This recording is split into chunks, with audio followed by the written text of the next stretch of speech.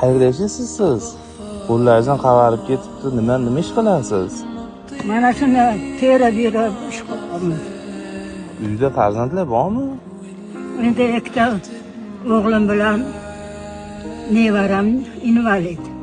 Shuni terib tirikchilik qilib, xo'jayinim o'tda yuribman endi bolalarni boqib. Yoshingiz nechiga kirdi, ola? Yoshingiz nechida? 70 ga.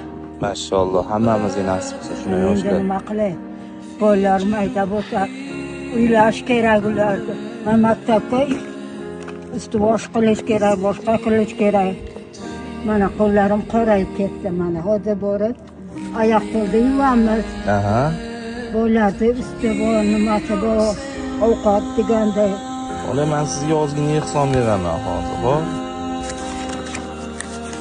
Tani joningizni Xudo sog' qilsin, omadlaring bersin. Xudoning yo'liga berganingiz Xudoga yoqsin. Nima niyat qilganingiz niyatingizga yeting.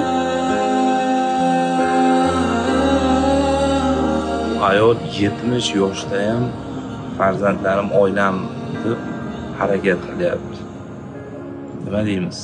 Men bunaqa insonlarga achinamanki, farzandlar o'z burchini bajarmaganidan so'ng mana shunaqa holatda yosh katta otaxon, onaxonlarimiz tirikchilik qilish uchun, farzandlarini boqish uchun yurganlarida ko'zimga yosh keladi. Bularga oson emas. Azizlar, mana shu videolarni 5lab, 10lab insonlarga jo'nating. Oz bo'lsa-da namuna bo'lsin boshqalarga. Alloh barchalardan rozi bo'lsin.